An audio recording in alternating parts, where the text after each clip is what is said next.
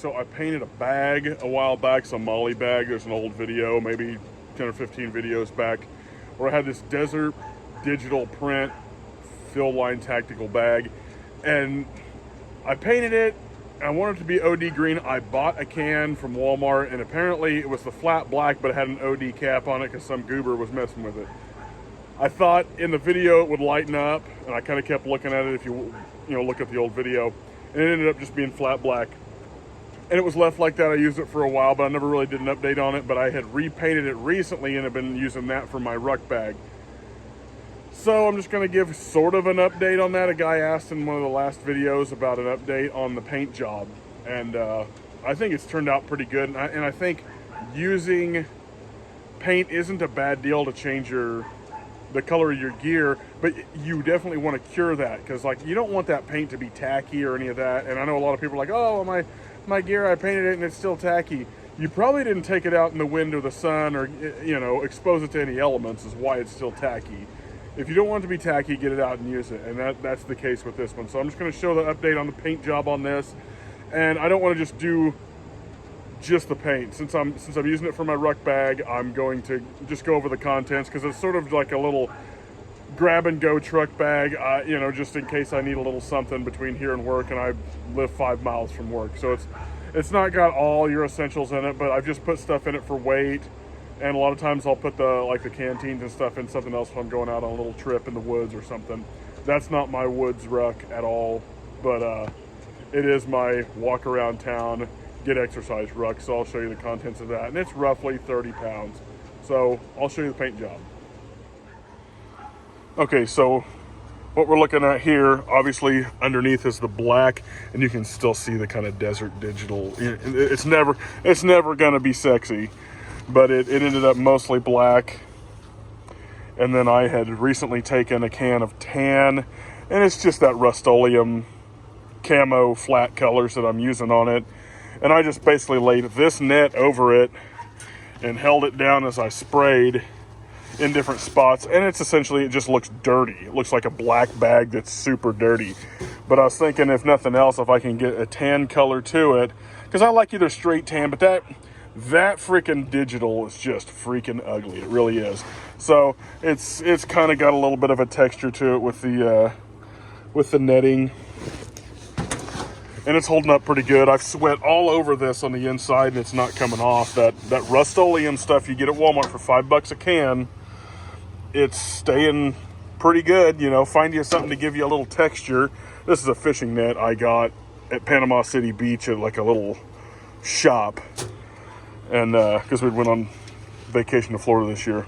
But as far as like it curing, that's what I'm going to call it, is curing. It's not tacky. It's almost just dusty. And you're probably going to have a little bit come off. I haven't really even noticed it coming off on my clothes, but it's going to weather a tad. There's another shot of the really crappy digital there. But I think it looks better all uglified like this than it was when I got it brand new. And all of my gear's mismatched if you see any of my videos. So that's my little Baofeng UV5X radio there. I can pull that up and show you. Yeah, the UV5X. In a cheap little Amazon bought Molly pouch for radios. Had to, I closed my freaking Fastex buckle in the car door the other day when I had this, because I throw this in my truck all the time. Take it with me just so I have a little bit of gear with me.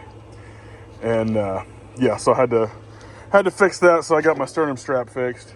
But as far as the paint, man, it just feels like flat paint. And if you get it out and you use it and you expose it to UV light and the wind and water and stuff, it'll age up pretty well. I think it's turned out better than it did the first time when I just painted it, thought it was going to be green, and it ended up being black. I'd rather it be ugly and freaking dirty looking than to be just straight black. I think that's the worst thing you can do if you're going to have gear. And if I needed to camouflage this or stash it somewhere, I could just ram some foliage, local foliage around it and try to stash it, rip that off, and then I could, remember where you put it, because if you don't, you might have trouble finding it again. But, just making it more of a broke up color, more subdued, more natural colors.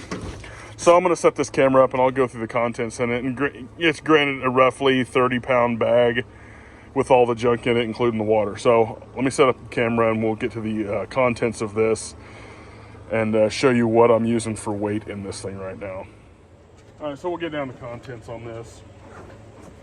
Granted, this isn't a complete kit. It's just extra, mostly third tier stuff. I've got like 2 or 3 bags set up. My main pack has been kept in the house. Got some work gloves. This is an old like M1 Garand clip pouch, and I just put my compass in there. I'm gonna get a set of laminated maps of this county here to go in there. So this is sort of a work in progress. Cigarette lighter, because let's not play around. If you really need something lit, might as well have a freaking cigarette lighter since they're so cheap. Some homemade, these are boat matches with like a makeup application pad soaked in wax and tied with jute twine. So these are just like a match that's waterproof with a fire extender on it, so it just sets on fire. Every bag needs a headlamp, so I've got another little Coast headlamp. That's just kind of the general contents. I need to put some more batteries in this bag here. Unlatch this. So when I'm going on a ruck, that's full of ice water. That's a 40 ounce. Another canteen. Another quart canteen. Just a little bit of rain gear. It's just like a little, sort of a windbreaker, but it's good for the rain with a hood on it. So I just kind of roll it up. And it's just my, it's not as big as a poncho, but it'll keep the biggest part of it dry. Another canteen. Obviously, I'm probably not going to drink all that, but man, I do try to stay hydrated when I'm going on these, which is cooling off now, so that won't be quite as much a concern, but I still need decent weight. This is like a leather pouch I made out of some old saddlebags off of a motorcycle, and you can just run a belt through the backside of that. I haven't fixed an enclosure on it, but I plan on doing an enclosure, but it's just one of them things. I keep more fire kit. Got the Zippo EFK bank line. I got a cigarette lighter down in there. Got some stormproof matches from Yuko. Just a little sharpener. Paracord, a little bit more OD green paracord stuck in the bottom. My ferro rod ran into a 30-06 shell, so that's just more some of the rock bottom gear that I have laying around that it's useful. It's starting to unravel. I got some Vietnam tripwire in there in case I need to set up snares or some junk, but I mean, realistically, I'm not going to need to set up no snare where I have this bag, because it's just in my truck for just such an occasion. I mean, it's sort of a little just hodgepodge of gear. This, let's see what I got in here. I'll try to have a little bit of food in here. Cornbread, you can just add water to that. You can put some fat in it from like a can of Spam.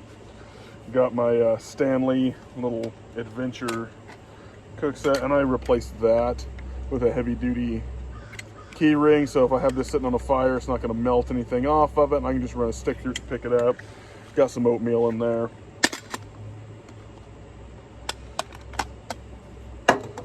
That's only been on a fire a couple times, but it's still useful stuff. Another little homemade leather pouch I made for a Gerber Gator multi-tool, but kind of heavy duty stuff. Some heavy ounce leather there, and then the top was kind of light duty stuff, but it's just to hold it in. Okay. That's a stove kit with a grill and some tabs. More fuel alcohol tabs. A little fold out stove right there. Jeff showed this in other videos, so yeah. That's what's currently in this little kit.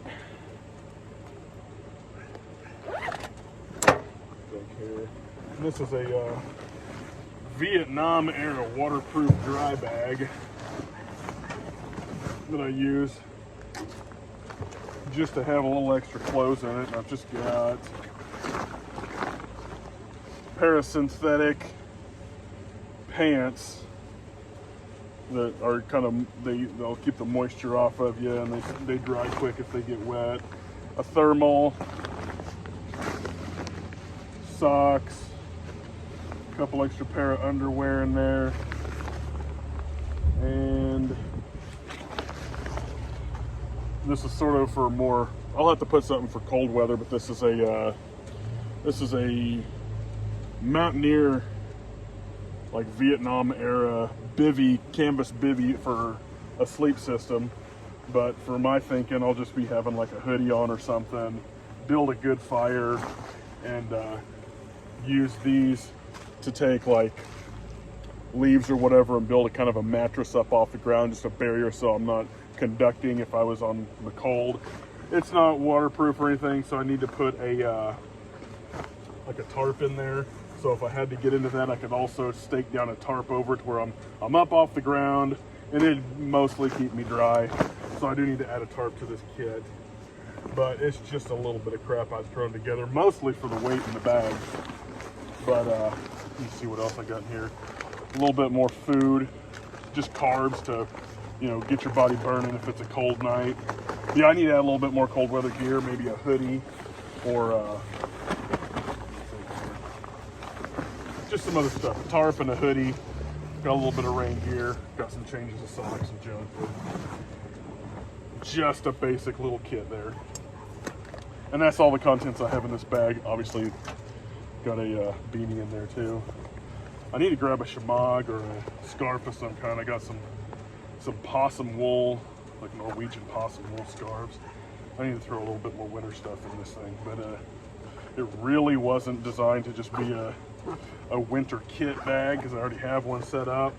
But I probably just need to get several and put one in each car at this point. So that's the end of the bag. So yeah, that's the paint job review. That's the end of what's in the bag for right now. And I'm gonna go get going on a Ruck here. But yeah, just little tips on paint, and get you something to give it some texture, get flat, you know, like earth tone colors, like the camo stuff from Rust-Oleum or whatever company you like the colors of. But you can do it for 15 bucks. You could paint all your gear, you know, buying 3 or 4 different colors of stuff if you get the crap at Walmart, because they got pretty low prices on that stuff. So yep, I like the way it turned out. And the dude who wanted this paint job review, I hope that's kind of what you were looking for. And we'll see you guys next time.